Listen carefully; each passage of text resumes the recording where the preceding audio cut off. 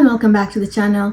Now, today I wanted to talk about positive feedback. A lot of times you're getting negative feedback because it's a cue for you to take an action, it's a cue for self-improvement, it's a cue to buy something. Now, negative news sells, negative feedback sells. However, sometimes I think it's good to get positive reinforcement that you're doing okay. Now, remember, comparison is the worst thing that you could do. Don't compare yourself to another person. You don't know what their life story is. You don't know what their goals are. The measure that you should have for yourself are the goals that you have set up for yourself because they are relevant to you. So what is the first sign that you are doing okay? If you are able to pay your bills month to month without losing sleep, you're doing okay. Remember, millions of Americans are not able to do this because life is really, really hard right now. So if you're able to pay your bills month to month without using credit cards, without having to borrow, you're doing okay. The second measure is that you're able to save. Now, this is at least 20% of your income, or you're even able to put some of your money away towards your savings in a high yield savings account. This is a good measure for how you're doing financially, because if you're not able to save, then something is wrong. It means that your expenses are probably too much because they're not matching your income. So this is something that you may need to evaluate to see, hey, are there opportunities for me to save? Can I cut back to be able to save? Now, saving is important because things could happen. You could get laid off. You could have an emergency that you need to cover. Remember, millions of Americans do not have $1,000 set aside for an emergency. So if you're not putting money away, please do start now. However, again, remember, this video is about positive reinforcement. So if you're able to save 20% or more, or even a little bit of your income, of your take-home check away, you're doing okay.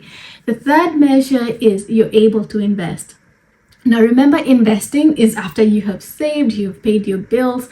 If you're able to put some of your income in a brokerage account or in an investment that you're trying to build on, a rental property, whatever, if you're able to put some of your money away towards an investment, you're doing okay. You don't have to have the flashiest car. You don't have to have the latest equipment. You don't have to have the latest trends for you to know that you're doing okay.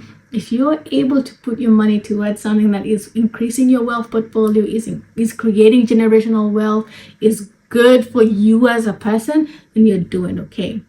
And then the fourth thing is you're able to take care of some of your wants. So you're able to go out with your friends out once in a while. You're able to take your kids out to dinner, to the movies. You're able to shop here and there. If you're able to do these things month to month without worrying about it, you're doing okay. Now, remember, you don't have to be spending a lot of money to be able to do this, to be able to enjoy life. Sometimes just being able to go out for an ice cream with your kids is all they need. You don't have to be doing the biggest things for you to know that you're doing okay. All right. So if you're able to do those four things, you're doing just fine. Stop comparing yourself to other people. If you're meeting the goals that you have for yourself financially, you're doing okay. Now, on the other hand, if you're not able to do those four things, maybe it's time to take a reassessment of how your financial goals are set up, of how you manage your finances, to see if there are opportunities to improve. So for number one, if you're not able to pay your bills month to month, are there opportunities for you to cut back? Are there opportunities for you to find ways to save money in a meaningful way? Now, stopping to buy a coffee may not really make a big impact in your life. However, if you're buying a $5 to $10 cup of coffee every day, this will impact you if you stop doing it. So if you're occasionally having, a cup of coffee, that's fine. But if you're spending $50 on coffee on a weekly basis, that is something you should evaluate, because remember, if you're spending $50 on coffee only, you're probably spending more than that on other things that you could be saving. So look for ways for you to be able to pay your bills without worrying about it by cutting back on things that maybe don't serve you. Maybe they're not worth the stress levels that you have month to month because you're not able to meet your bills. Now, if you're not able to save, ask yourself, what's going on with my income? Is there an income expense disparity? Why don't I have anything left over? Or actually, to begin with, as a goal for me to save, why am I not meeting this target? Now, remember, when you create a budget, you also set aside some money towards savings. So whether you're saving 10%, 5%, 20%, this should be a goal that you have, and it should be a measure for how you're doing financially. So if you're not doing that actively, please sit down right now, set some of your income that comes into your account after tax in a high yield savings account. So you can put it directly there, or you can set your account to transfer that money directly for you, and don't touch it. Remember, your savings are for the future, they're for emergencies. So you don't want to use this money that you're saving for anything that could happen. You could get laid off. Make sure that when you put it away, you're not spending it.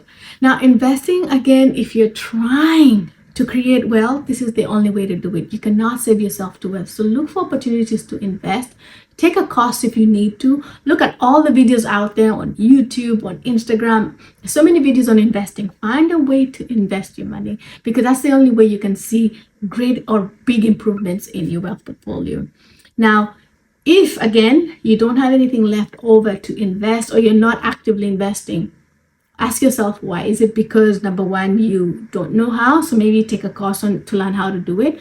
Is it because there's nothing left over for you to invest? So what are the opportunities that you can create for yourself to start investing? Now, you have to be intentional with your life. You cannot be passive about your life. You don't want to be at a point in your life where you regret not making certain decisions or not making certain sacrifices now because you were trying to live your best life. If you can find opportunities now when you're healthy for you to invest, please do so that you don't regret it. So with those 4 signs, I hope you know you're doing okay. And remember, again, do not compare yourself to other people. You are your greatest competition. If you found this helpful, please do share, please do follow, and thank you for watching.